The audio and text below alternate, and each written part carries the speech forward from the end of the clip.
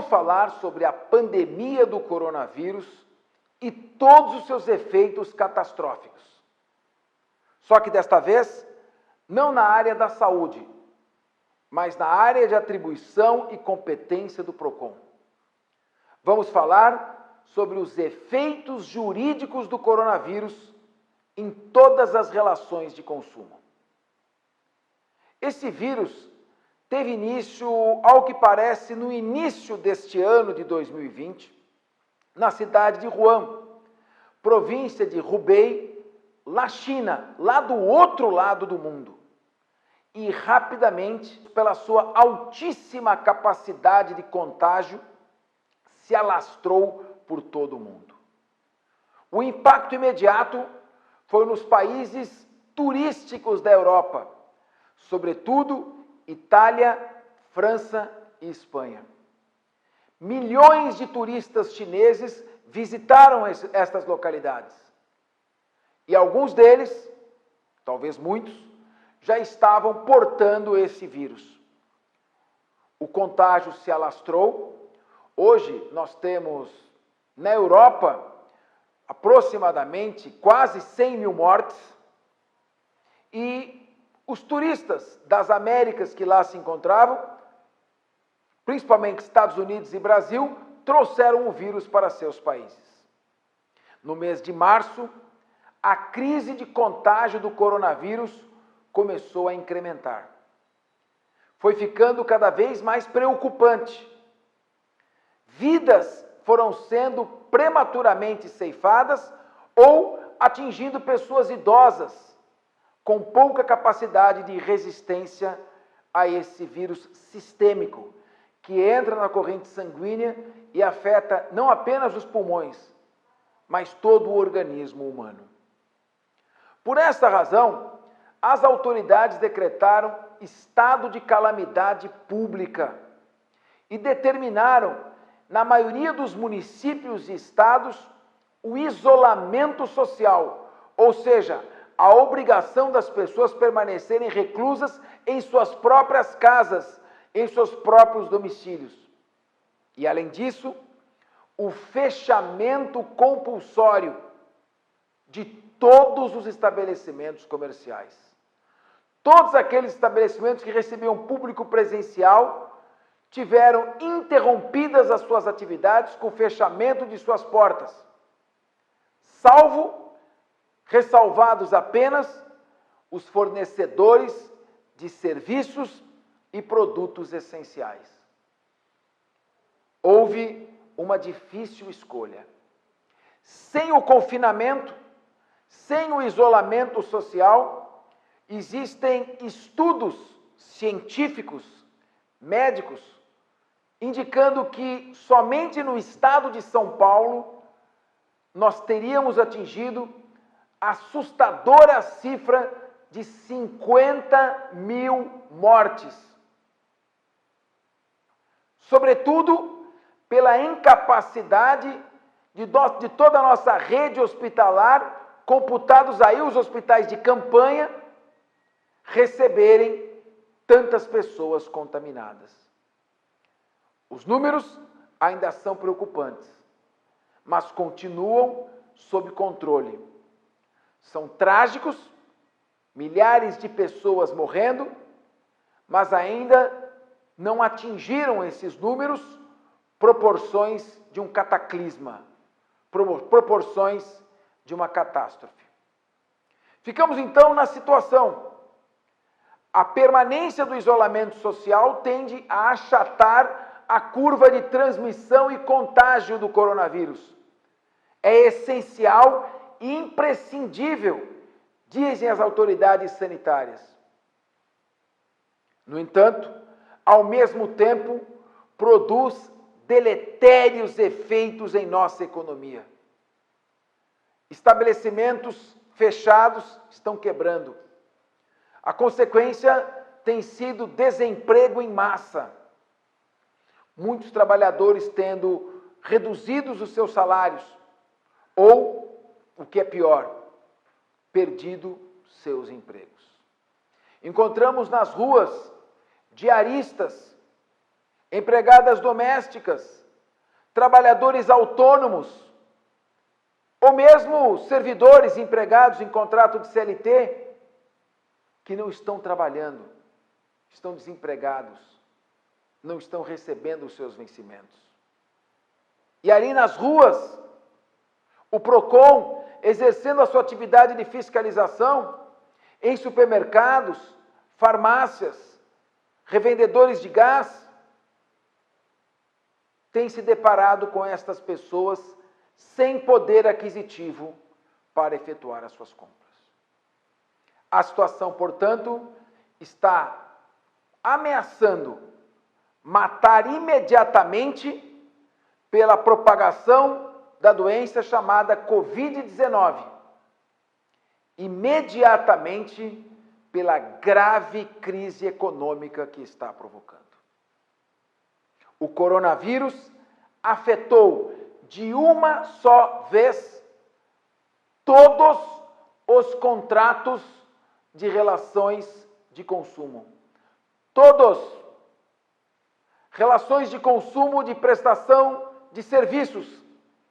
Relação de consumo de entrega de produtos. Todos os contratos ao mesmo tempo foram afetados. Todos os contratos ao mesmo tempo foram atingidos. Alguns extintos, outros modificados.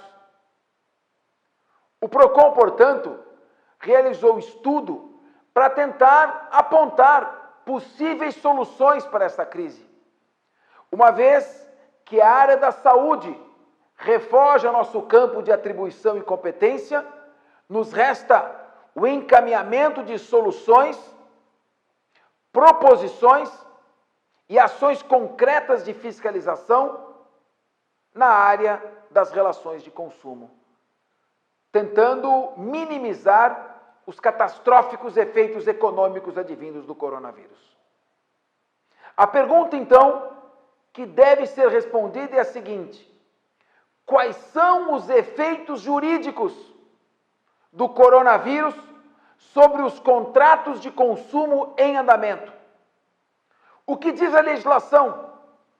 O que diz as regras gerais do Código Civil Brasileiro? E o que diz o Código de Defesa do Consumidor? Pois bem, em primeiro lugar, juridicamente, como pode ser classificado o coronavírus? Qual a natureza jurídica da pandemia do coronavírus? Para o direito, a medicina tem uma leitura do significado do coronavírus.